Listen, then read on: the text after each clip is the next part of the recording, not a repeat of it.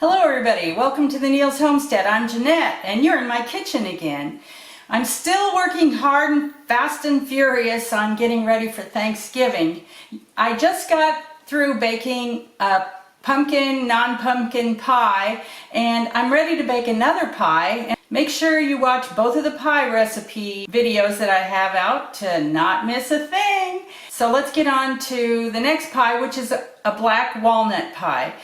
I've been talking a lot on these Thanksgiving preparation videos about making food that comes from our property, stuff that we grew or that grew naturally on our property. Today, what that is going to include with this pie is the black walnuts that we've picked up. We have a lot of black walnut trees on our property, and so this year I've shelled out quite a few and I've got enough for a good-sized pie. For the pie that I'm going to make, I need 1 cup, and I wouldn't mind having a little bit more than 1 cup of black walnuts. I cracked these walnuts outside on our cracker first and then brought them in, and I've been shelling them out as I felt like I wanted to and collecting them in this bowl. And I might also say that I've gone through these again after I cracked them and made sure there's no little pieces of the shell, because black walnut shell is really hard and nobody's gonna like biting into a piece of black walnut shell while they're eating a luscious, delicious pie. Let me kind of measure out here and see what I've got. Hopefully I've got a cup. If I don't, then I'm gonna have to do a little more picking.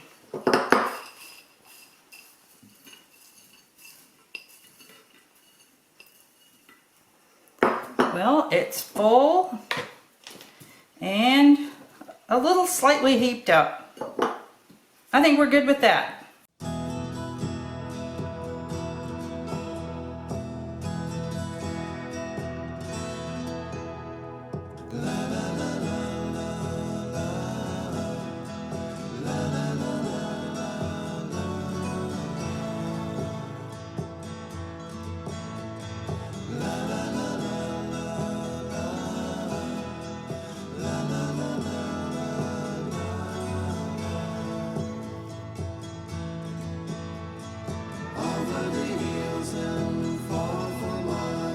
She's waiting for love to be realized.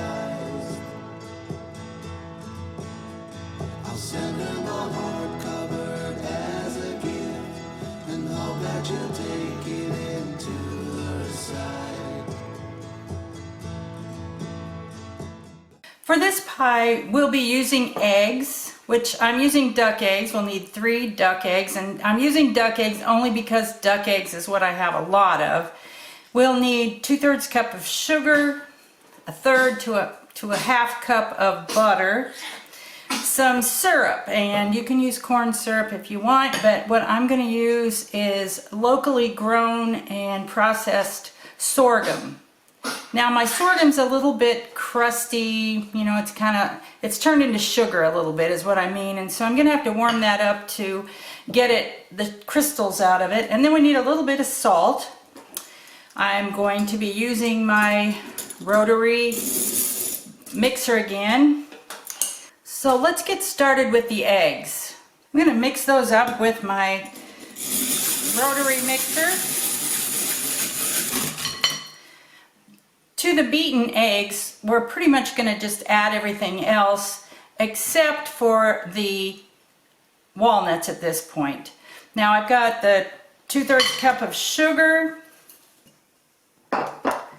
I've got my butter. I need about half a teaspoon of salt. And then I warmed my sorghum up in a pan.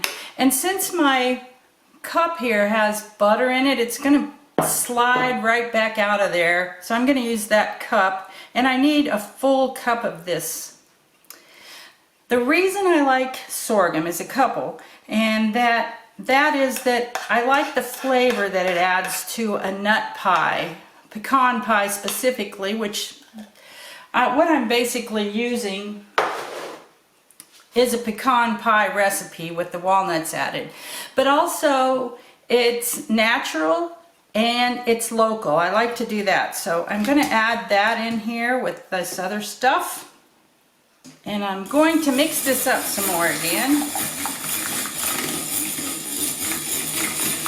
When that's all thoroughly mixed up, we'll go ahead and stir in the nuts. All those precious nuts. I spent a long time. I mean, if you could make a pie a labor of love, it would be this pie.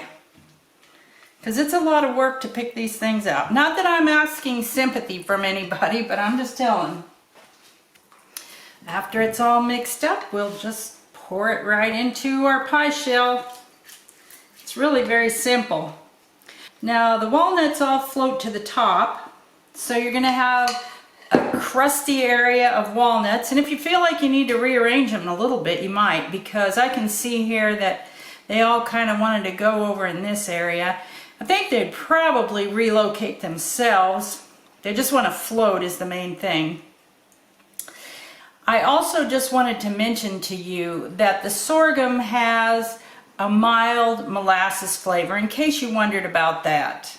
Now I need to get this in the oven at 375 degrees for around 50 minutes. That's when I'll check it and see if it's done. Like a lot of other custard pies, this is considered a custard pie, I'll stick a knife into the center of it and see if it comes out clean. That way I'll know whether it's done cooking or whether it needs to cook a little bit longer.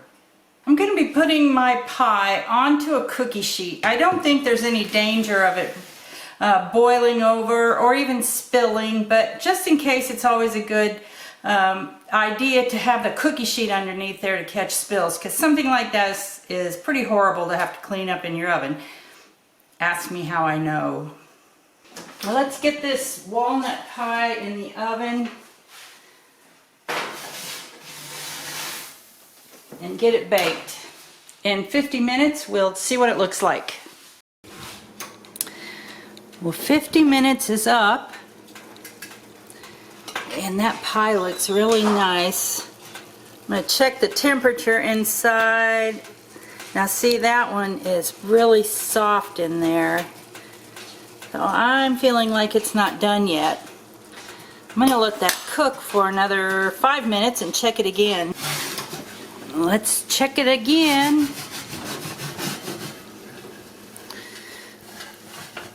It looks set up in there.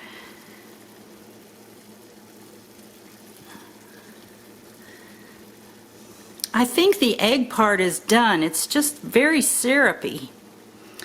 So I'm going to call that done because it's definitely cooked long enough. This would have been a really good time for one of those edging pieces of foil or, you know, a silicone thing, because the edges of my crust got a little browner than I liked. I mean, it's not terrible, but I would have liked to have been a little bit more pale. I'm going to cool this pie. I'll cover it with a piece of plastic wrap and keep it in the refrigerator. I hope you have a blessed Thanksgiving.